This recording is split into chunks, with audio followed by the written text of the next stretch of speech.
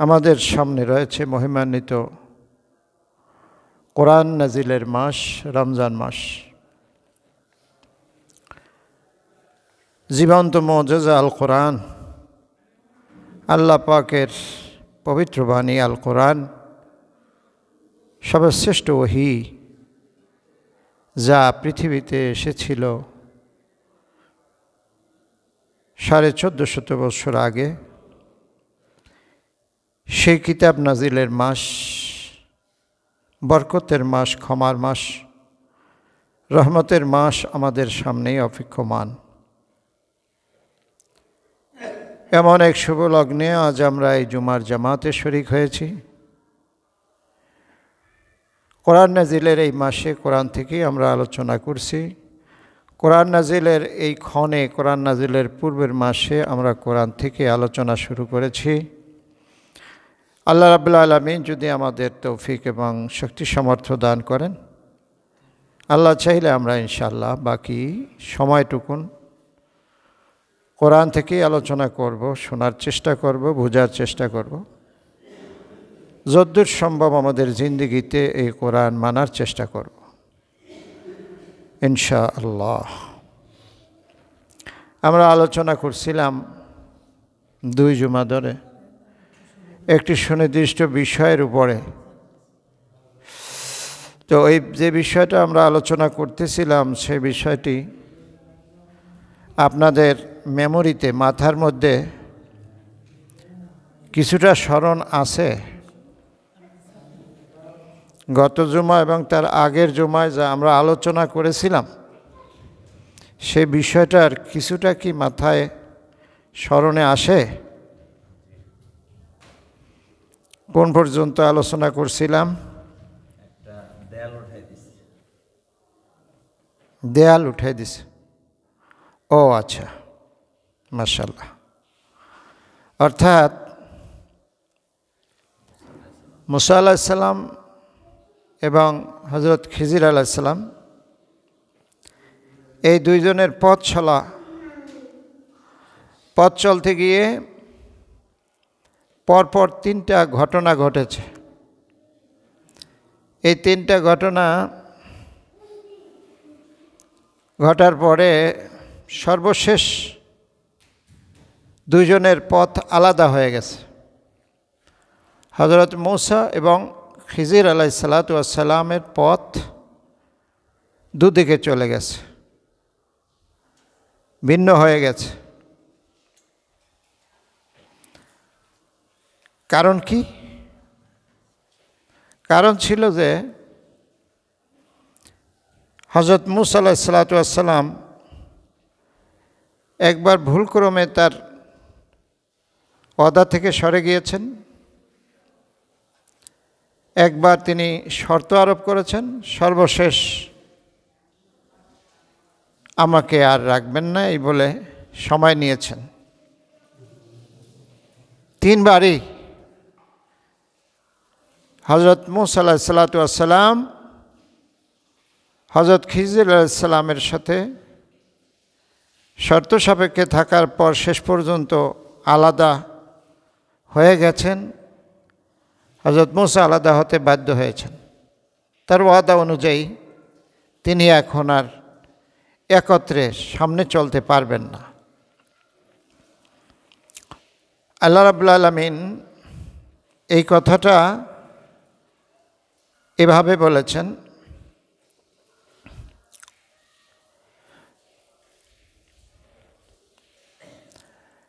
যে হাজা ফিরাকু বাইনি ওয়া বাইনাকা, এটাই হচ্ছে তোমার আর আমার মধ্যে ভিন্ন পথে যাওয়ার সঠিক সময়, পৃথক হয়ে যাওয়ার সঠিক সময়।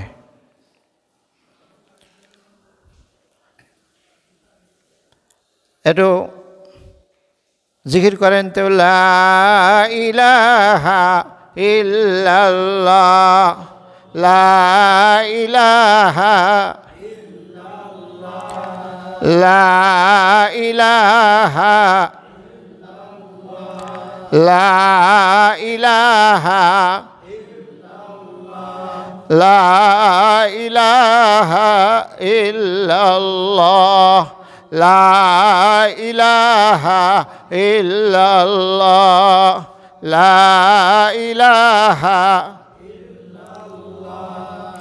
লা ইলাহা লা ইলাহা লা পাহাড়ের ঝর্ণা তারাতে সাগরের ঢেউয়ের দোলাতে কত যে স্বপন সুষমা মোহন মহিমা রেখেছ হৃদয়ে ভরাতে লা ইলাহা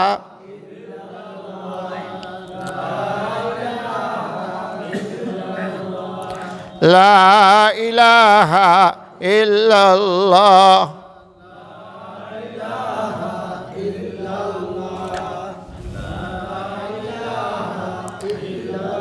এটা বর্তমানে আরবি কি মাস? একসাথে সবাই বলেন কি মাস? রজব। রজবের পর কি? শাবান। তারপর রমজান। এখন রজব মাস, রজবের পর শাবান, শাবানের পর রমজান। তাই রজব মাস খুব গুরুত্বপূর্ণ মাস। এই রজব মাস আসার পর আল্লাহর নবী খুব সজাগ হয়ে উঠতেন। আল্লাহুম্মা বারিক লানা ফিমা রজব ওয়া শাবান ওয়া বাল্লিগনা ইলা রমজান। এই রজব মাসে আর শাবান মাসে যা বরকত আছে আল্লাহ আপনি আমাদের দেন। নবী আল্লাহর কাছে এইভাবে চাইতেন, হে আল্লাহ আপনি এই রজবে আর সামনে যে শাবান আছে এই 2 মাসে বরকত আমাদের দিয়ে দেন, আর বরকত দেওয়ার পর আমাদের ডাক দিয়েন না, অন্তত রোজা পর্যন্ত বাঁচায় রাখেন। কি রাখেন? কারণ রোজার মধ্যে যা আছে এই 2টা না পাইয়েই যদি আপনি ডাক দেন তাহলে বিরাটভাবে আমরা হারব, বিরাটভাবে আমরা মিস করব।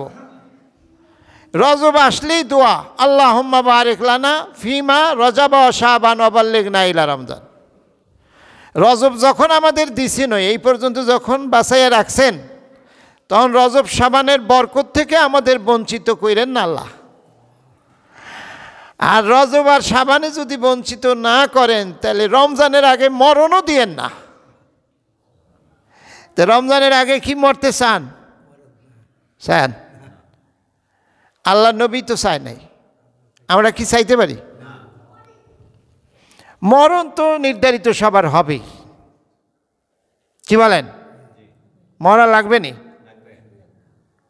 যখন মরা লাগবে তখন মরার আগে এই 2টা আবদার আল্লাহ নবী শিখাইছে। একটা হলো রজব আর শাবানের বরকত আপনি আমাদের দেন, আর রমজানের আগে মরণ দিয়েন না। আমাদের দাবি ও নবীর সাথে সুর মিলাই এই 2টা কয়টা? রজব মাস এখন থেকে প্রস্তুত, রোজার জন্য তৈরি। কেমনে তৈরি? তৈরি হব কিভাবে? এইভাবে তৈরি হব যে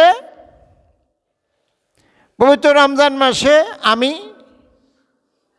নিজেকে ফারেক করে নেব। আমার যত কাজ আছে, ব্যবসা বাণিজ্য আছে, অফিস আদালত আছে, শিল্প কলকারখানা আছে, যে যে পেশায় আছি সব পেশাগুলো আগে থেকে গুছিয়ে নেব, পরিকল্পনা করে নেব যে রোজা আসার আগে আমরা আমাদেরকে একটা লাইনে নিয়ে আসব যে রোজা আসলে যেন আমি যেন একটু অবসর সময় পাই। কারণ আল্লাহর কাছ থেকে চাইয়া নিলাম রোজা পর্যন্ত হায়াত, আর রোজা পর্যন্ত হায়াত পাওয়ার পর যদি সেটা কাজে লাগাইতে না পারি তাহলে চাইয়া লাভ কি? চাইয়া লাভ আছে?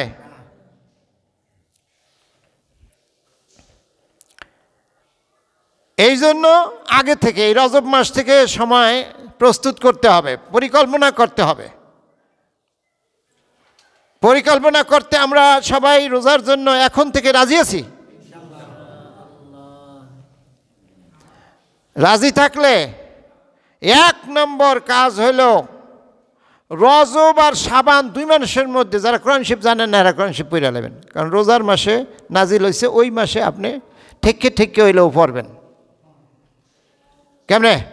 এই 2 মাসে একজন আলেম, একজন হাফেজ, একজন কারি, একজন ইমাম, একজন খতিব, মাদ্রাসার একজন ছাত্র, তার সাথে আপনি কন্ট্যাক্ট করেন।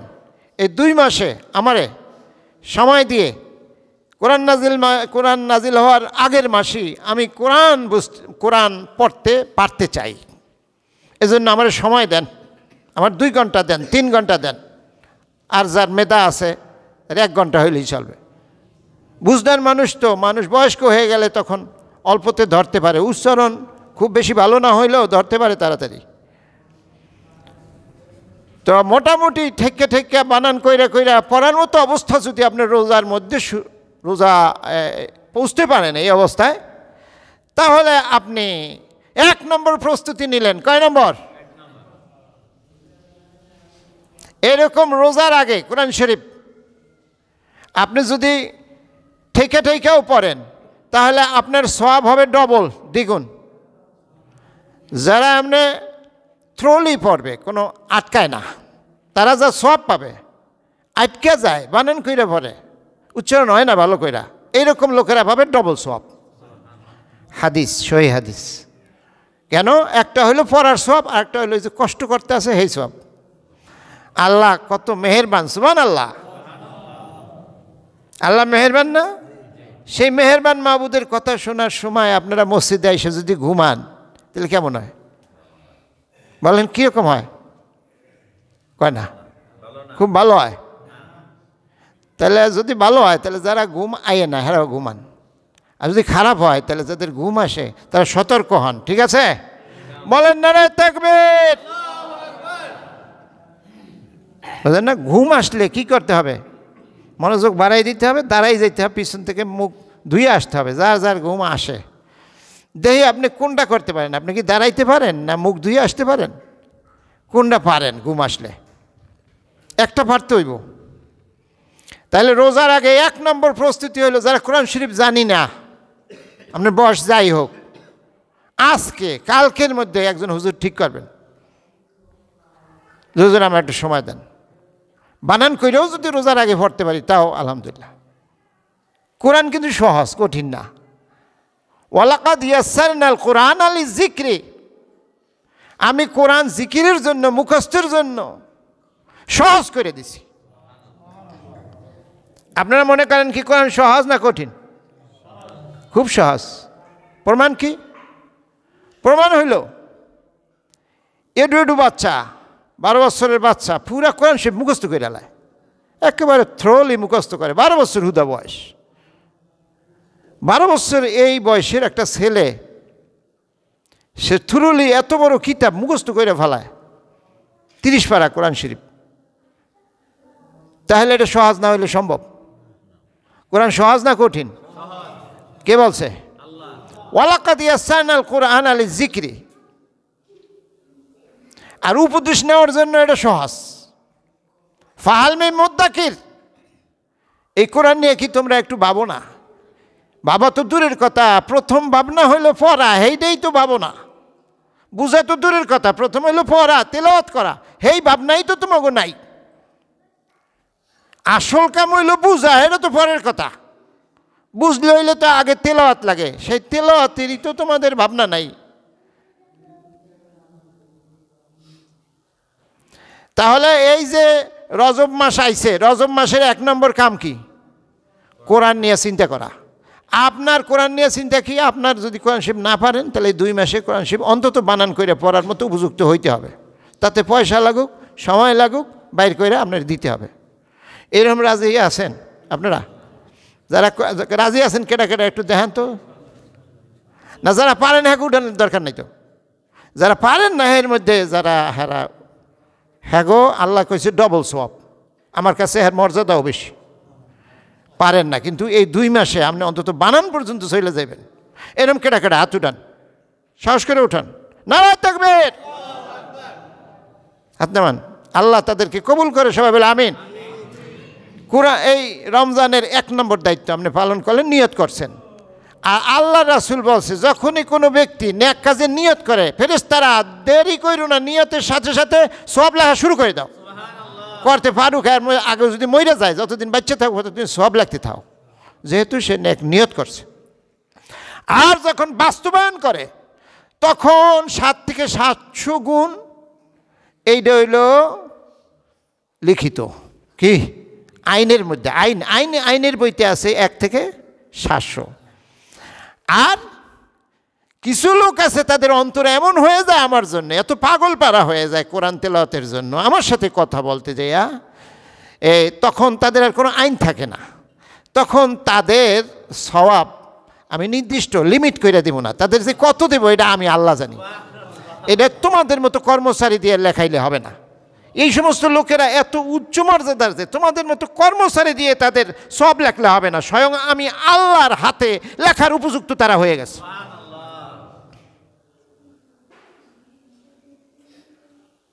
আসসাউমু লি ওয়া আনা আজজি বিহি, এরকম একটা ইবাদত হলো রোজা। আল্লাহ বলছেন কর্মচারী দিয়ে এর বিনিময়ে দেওয়া হবে না। ফেরেশতারা আল্লাহর কর্মচারী, সেই কর্মচারী জিবরাইল আজরাইল যত বড় পাওয়ারফুল হোক না কেন, এরা কর্মচারী। এই সরকারি কর্মচারী দিয়ে হবে না, স্বয়ং আমি মালিক। এই রোজা আমার জন্য যেহেতু রাখছে, এর সওয়াব আমি আল্লাহ নিজে দেব। কর্মচারীরা এখানে কাজে লাগাইলে আমার ওই বান্দার মর্যাদা খাটো হয়। তো সেই রোজার সামনে, আর রোজার সাথে রোজা যদি এই রোজার বিয়ার অনুষ্ঠানের মূল আকর্ষণ কি? বর কনে। বিয়ার অনুষ্ঠানে মূল হলো বর কনে, কি এর মধ্যে আবার বর প্রধান আকর্ষণ। আল্লাহ বলছে আর রিজালু কাওয়ামুন আলান নিসা, পুরুষরা হয় পরিচালক, পুরুষরা হয় পরিচালক। বিদায় দুইজনের মূল আকর্ষণ, তার মধ্যে পুরুষরা হইল আবার প্রধান আকর্ষণ। তো বর হইল মূল আকর্ষণ বিয়ার অনুষ্ঠানে, দুইজন মূল আকর্ষণ, তার মধ্যে সেরা মূল আকর্ষণ বর। এই বর যদি না থাকে তাহলে বিয়ার অনুষ্ঠানে কারো কোনো মর্যাদা থাকে? মনে করেন আপনারা 100 গেছেন বরযাত্রী, বর 3 মাইল যাওয়ার পর ভাগ্যে গেছে, এবার আপনারা গেছেন কনের বাড়িতে, বাড়িতে উঠতে দিব নি? আপনাদের কোনো মর্যাদা আছে? খাওয়ান দেব? বাইরেই ধৈরা কেমন ছেলে বর আপনারা পারলেন এত বছর ধৈরা বিয়া করতে আইয়া, এত বড় মুরব্বীদের মুখে চুনকালি মেখা পথের ভাগ্যে যায়, ফিডাইব ইচ্ছা মতো। কি কান বর ছাড়া কি কোনো বরযাত্রীর মর্যাদা আছে? রমজান মাসের বরযাত্রী, রমজান একটা বরযাত্রী, রোজায় যারা রোজা রাখবে বরযাত্রী। রোজা হচ্ছে বরের অনুষ্ঠান, আর এর মধ্যে মূল বর হলো কোরআনুল কারীম। বলেন সুবহানাল্লাহ। সেই কোরআনের লাগে যাদের রোজায় কোনো সম্পর্কই থাকে না, রোজা তাদের সার্থক হয় না, কারণ বর ছাড়া বরযাত্রীর মূল্য নাই। এই কোরআনের সাথে অধিকাংশ মানুষের সম্পর্ক থাকে না, এর দূরই থাকে খালি ওই তারাবির নামাজে কিছু শোনে, এই পর্যন্তই কোরআনের সাথে তার সম্পর্ক রোজার মধ্যে। এটা খুবই সামান্য সম্পর্ক, এটা ইফেক্টিভ সম্পর্ক না। 1 নম্বর, এই কোরআন যেটা পড়ে এটা আমি নিজে অন্তত তেলাওয়াত করতে, পাঠ করতে পারবো। 1 নম্বর কর্মসূচি। রমজানের জন্য 2 নম্বর প্রস্তুতি হলো রোজার আগে এখন থেকে আমরা যারা কোরআন পড়তে পারি তারা অন্তত কোরআনের অর্থ 2-1 আয়াত করে হলেও অর্থ বোঝার চেষ্টা করব। 2-1 আয়াত করে হলেও অর্থ বোঝার চেষ্টা করব। এই আয়াতটা কেন নাজিল হলো, এইটা নাজিল হওয়ার পর ওখান থেকে যে বুঝ আসবে তার সাথে আমার কি সম্পর্ক, আমার জীবনে এর কি আমল আছে কি নাই। এইটা হলো কোরআনের সাথে আরেকটু মজবুত সম্পর্ক। যারা কোরআন তেলাওয়াত পারে অথবা শিক্ষিত, বাংলা পড়তে পারে, বাংলা বুঝে, এরকম লোকদের 2 নম্বর রমজানের কর্মসূচি হলো কোরআন বোঝা। সে যতটুকুন বুঝতে পারে অতটুকুন বাংলা যে কোনো তাফসিরের যে কোনো কিতাব, কোরআন বুঝার যে কোনো কিতাব আপনি পড়বেন, ধারাবাহিকভাবে পড়বেন, 1 আয়াত 2 আয়াত, যেদিন বেশি সময় থাকে 5 আয়াত। তো কোরআনের বুঝে যখন আপনি পড়বেন তখন কোরআনের প্রতি আপনার মহাব্বত অন্যরকম বাইরে যাবে। এটা তো আমরা বুঝাই মহাব্বত, আমরা বলি, আপনারা শোনেন মুখে মুখে মহাব্বত, আর ওইটা যখন ভিতরে ঢুকবে তখন আসলেই মহাব্বত তৈরি হবে, এটার জন্য মমতা তৈরি হবে, এটার প্রয়োজনীয়তা তৈরি হবে, এটা বোঝার চেষ্টা আমার বোঝা দরকার, এই অনুভূতি তৈরি হবে, এই উপলব্ধি আমার মধ্যে আসবে যখন এই কোরআনের আমি বুঝার চেষ্টা করব। সম্মানিত হাজিরিন, আর একটা হইল রমজান মাস কেন্দ্রিক আমাদের মহল্লার উদ্যোগে অনেক কর্মসূচি থাকা লাগবে, অনেকগুলি, কারণ এই মাসে অন্তত 70 গুণ বেশি সওয়াব। কত গুণ? নফলগুলি ফরজ হয়ে যায়, তারপরে 70 গুণ হয়। এর চেয়ে উঁচু দরজার রোজাদার হইলে সীমাহীন সওয়াব হয়, তার কোনো সীমা নেই, আল্লাহ তার পুরস্কার দেয়। বিদায় এই মহা সুযোগ, জীবনের শেষ রোজা এটা হইতে পারে নাকি পারে না? এটা যে আমাদের জীবনের শেষ রোজা যদি বাইসে আল্লাহ রাখে, তাহলে এটা যে আমাদের জীবনের শেষ জুমা হবে না, এই যে রোজা হবে না, এইটাই আমাদের শেষ রোজা হতে পারে। অতএব শেষ রোজাকে কাজে লাগিয়ে আমরা আল্লাহর প্রিয় বান্দা হয়ে আল্লাহর কাছে আত্মসমর্পণ করব, ইন্তেকালের সময় যেন পড়তে পারি লা ইলাহা, এই মনে করতে হবে এইটা শেষ সুযোগ জীবনের।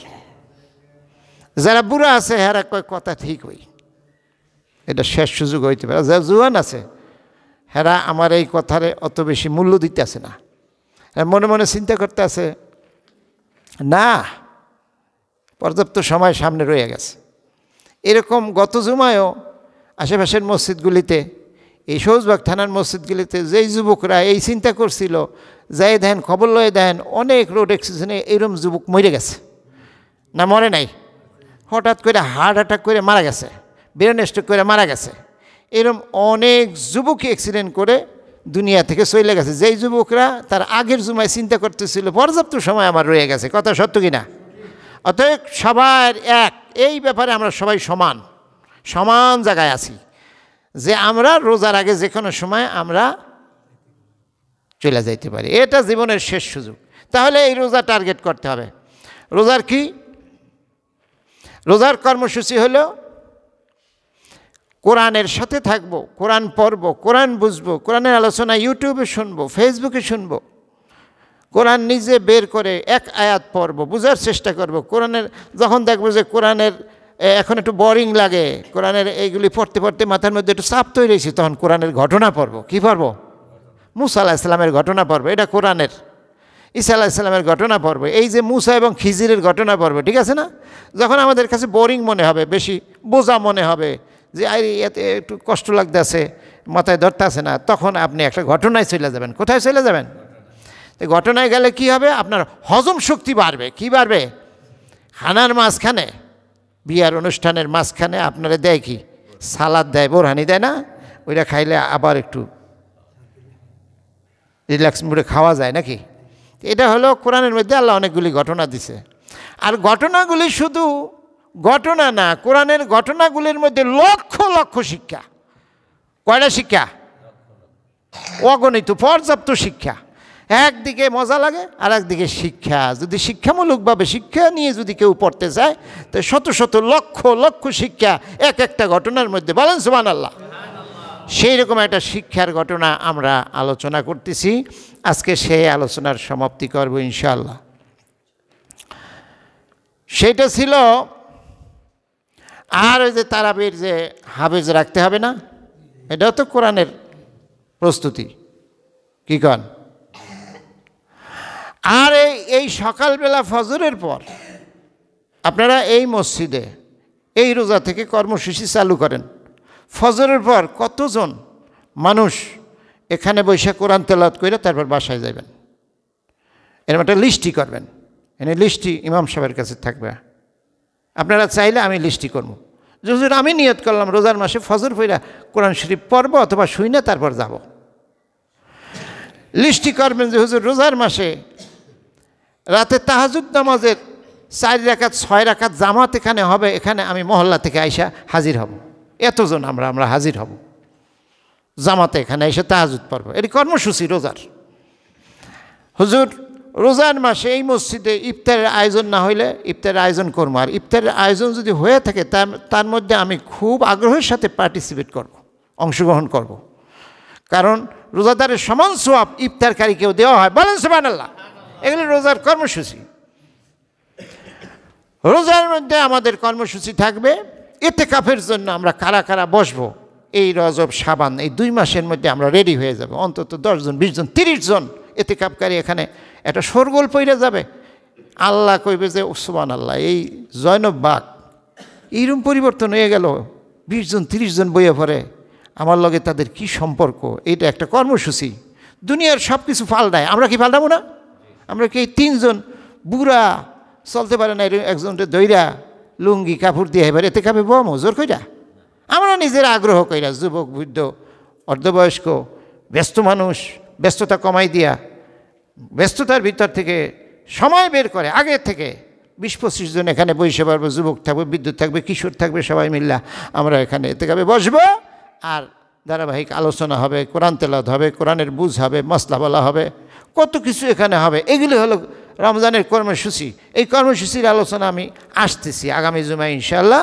আমরা উপস্থিতভাবে এই কর্মসূচি 2 মাস আমরা এই লিস্টে নাম নেব। নিয়ত করলে আমরা ইনশাআল্লাহ পারবো। আমরা 100 জন নিয়ত করলে আমরা সেখানে 70 জন সফল হব ইনশাআল্লাহ। আর যদি পরিকল্পনা নিয়তি না থাকে তাহলে হবে না। আমি বলতেছিলাম যে আমাদের সেই ঘটনা মূসা আলাইহিস সালাম এবং কার সাথে? খিজির আলাইহিস সালাম, হযরতে মূসা আলাইহিস সালাম। আর এখন বলতেছে হাজা ফেরাকু বাইনি অবাইনেকা। মূসা বলতেছে তোমার সাথে আমার সাথে পৃথক হওয়ার এই হলো উপযুক্ত সময়, আর তোমার সাথে যায় না, তোমার সাথে চলা সম্ভব না, তুমি ধৈর্য ধরতে পারো না। কারণ কেমনে ধৈর্য ধরতে পারবে? আমি যে রহস্য জানি তা তুমি জানো না, ওই রহস্য জানার কারণে আমি ধরতে পারি, তুমি ধরতে পারো না। বিদায় চলো আমরা আমাদের যার যার পথে যাই। তবে যাওয়ার আগে যে 3টা ঘটনা আমাদের মধ্যে চলমান যে ঘটনা হয়েছিল, একসাথে চলতে গিয়ে যে ঘটনা হয়েছিল তার ব্যাখ্যাটা তোমাকে বলে দেয়, এইটাই হচ্ছে তোমার শিক্ষা।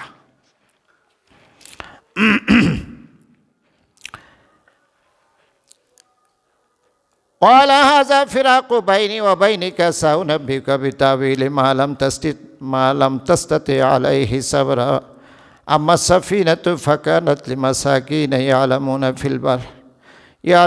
في البحر فأردت أن أعيبها وكان وراءهم ملك يأخذ كل سفينة غصبا।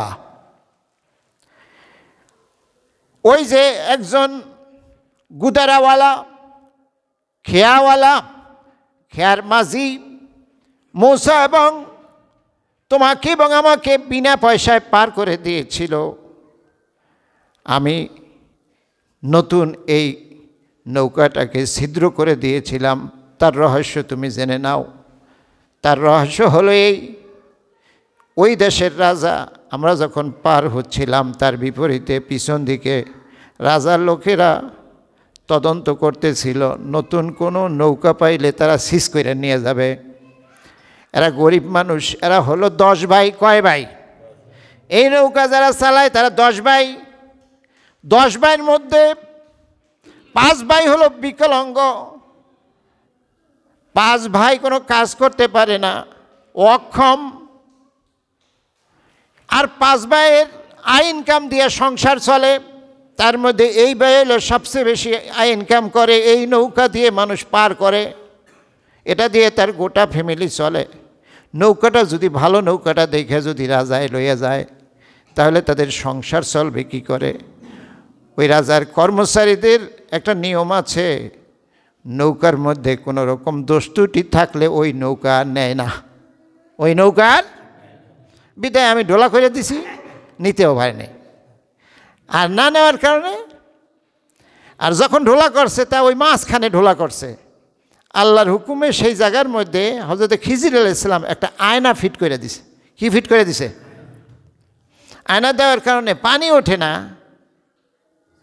পানি ওঠে না, কিন্তু বোঝা যায় যে এটা ডোলা হয়েছে, ওটা যে ডোলা, নিচে পানি দেখা যায়, কিন্তু আয়নার কারণে পানি ওঠে না, কিন্তু ডোলা বোঝা যায়, যার জন্য রাজকর্মচারীরা ওইটা সিজ করে নাই, নেয় নাই নৌকা। এই ফ্যামিলিটা বাইসে গেছে। ওরা ছিল গরিব মানুষ, 10 জনের মধ্যে 5 জনই 5 ভাই কাজ করতে পারে না। এখন এই খিজির আলাইহিস সালাম কামটা কি ভালো করছে না খারাপ? আর মুসার কাছে কামটা কি ভালো না খারাপ? কেন খারাপ? সে আসল রহস্য বুঝে না, এই জ্ঞান আল্লাহ তারে দেয় নাই। তাহলে সবাইকে আল্লাহ এক ধরনের জ্ঞান দিছে? আপনার বাচ্চাটা, আপনার নাতিটা আগুনের পাশে গিয়া ঘোরাফেরা করতেছে, এতে সে খুব আনন্দ পাইতেছে, আগুন উপরের দিকে উঠতেছে, তার খুব আনন্দ, বারবার হাসতেছে, খুব আনন্দের মধ্যে আছে। আপনি বাবা, আপনি দাদা, এই অবস্থা দেখা তার জোর করে আসতে চায় না, আগুন দেখে আসতে চায় না, এখনও তার বুঝ হয় নাই ওটা যে আগুন, কিন্তু দেখতে তার কাছে খুব ভালো লাগে। জোর করে নিয়ে আসছে, আনতে গিয়ে তার কান্নাও চলে আসছে, বহুত কষ্ট দিয়ে তারে আনছে। এই যে আনছে, এটা কি ভালো করছে না খারাপ করছে? তা ওই যে ছোটো বাচ্চাটা, ও মনে করছে, ও কি মনে করে যে খুব খারাপ করছে, আমার আপনজন বাবা, আমার দাদা আমার এইভাবে জোর করে নিয়ে যাইতেছে, ও মনে করে। কেন? ও বাচ্চা, ও বুঝে না। আর ও আনছে এই জন্য যে ও বুঝে, রহস্য বুঝে। মুসা আলাইহিস সালাম সে রহস্য বুঝে না, এই জন্য ডোলা করাতে সে মনে করছে খারাপ কাজ হয়েছে। আর খিজির আলাইহিস সালাম বুঝে, এই জন্য ভালো কাজ করছে।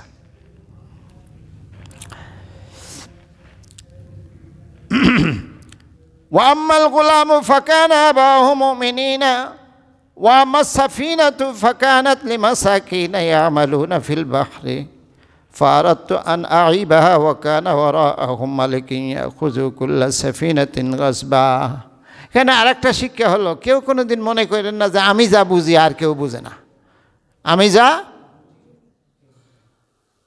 হাম রাতা সব মুরগি খায়, আমি একমাত্র রাতা আর সবাই মুরগি। এই চিন্তা যেন কারোর মধ্যে না আসে, এই শিক্ষা।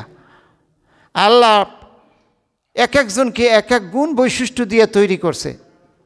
আল্লাহ এক একজনকে এক এক ধরনের যোগ্যতা দিয়ে তৈরি করছে। আমার যোগ্যতা আছে একটা, আরেকজনের আছে আর একটা, অন্যের আছে আর একটা যোগ্যতা, অন্য পারে অন্য জিনিস।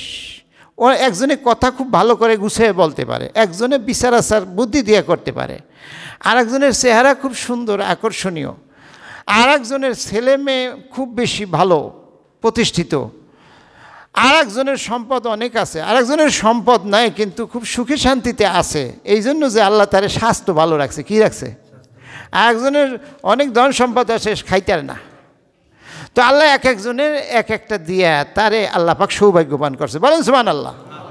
হ্যাঁ, যদি মনে করে যে আমার যা আছে আর কেউ নাই, তাহলে সে আসলে রহস্য বুঝে না, রহস্য বুঝে না। সবাই মিলে আমরা আল্লাহর নিয়ামতের মধ্যে ডুবে আছি। একে অপরের নিয়ামতকে স্বীকৃতি দিলেই আমরা আল্লাহর অনুগত গোলাম, আমরা শুকরগুজার গোলাম। একজন আরেকজনের যে যোগ্যতা, এটাকে স্বীকার করে নিলেই আমরা ভালো থাকি। আমাদের মধ্যে হিংসা আসে না, বিদ্বেষ আসে না। আর যখনই আমরা আমারটাকে বড় করে দেখি, অন্যটাকে হেয় করে দেখি, তখন হিংসা গজগজ করে। কি করে? আমার উপরে আর কেউ নাই, এটারে কয় অহংকার। আল্লাহ বলছে এই অহংকার আমার চাদর, এই চাদর নিয়ে কেউ টানাটানি করো না, খবরদার। একমাত্র আমি আল্লাহর চাদর হইল অহংকার। পৃথিবীর আর কারো অহংকার করা মানায় নাই। কি বলেন, মানায়নি?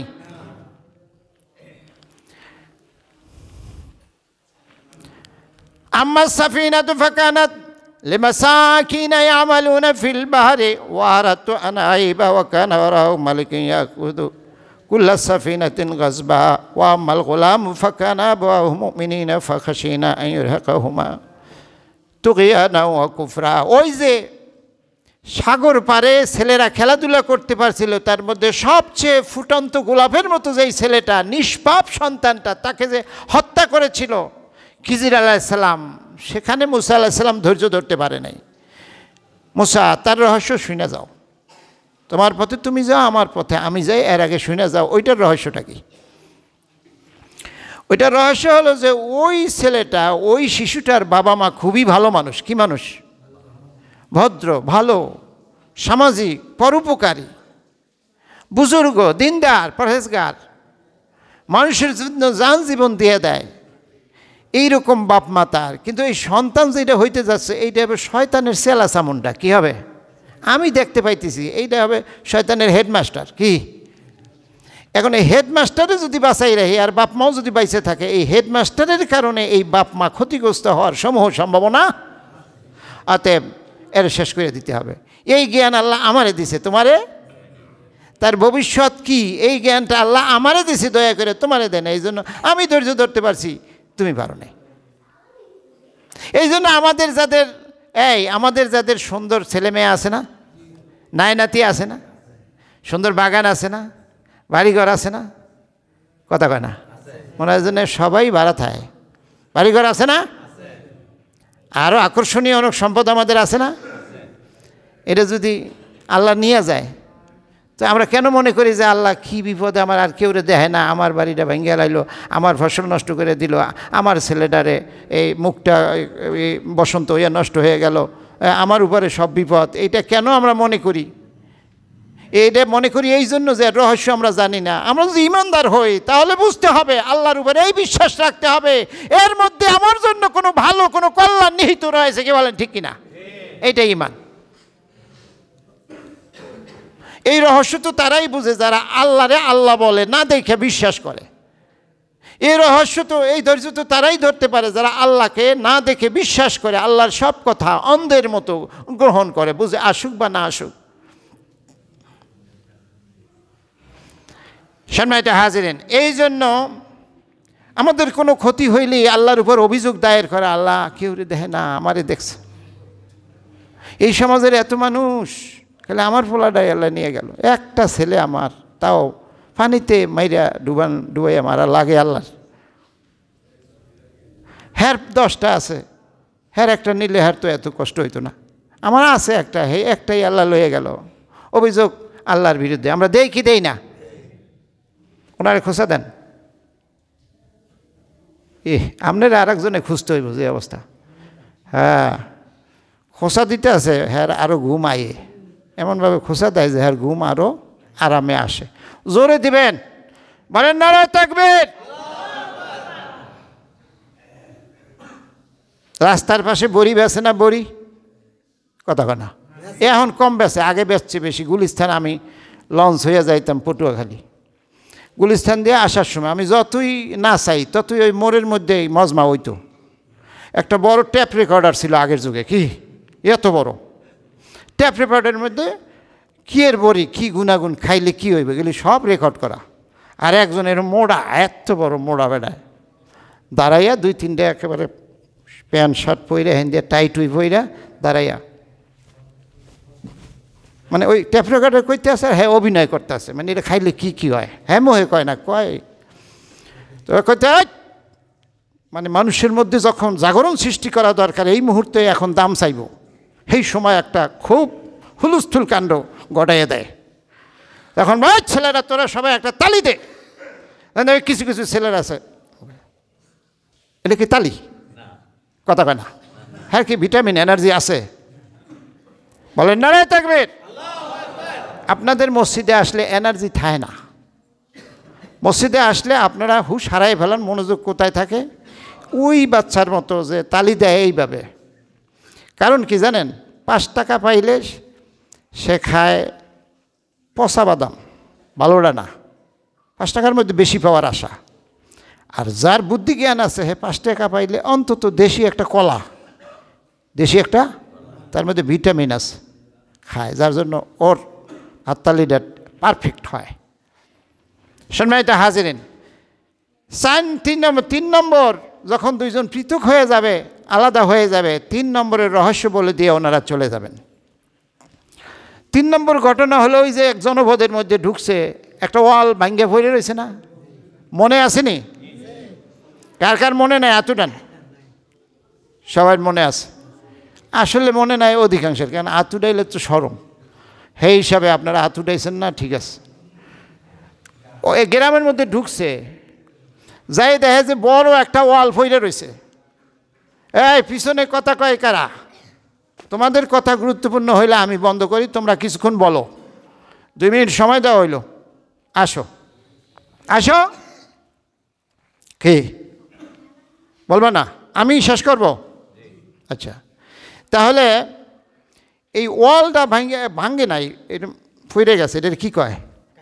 কাইতে ফইরে রয়েছে মাটির মধ্যে।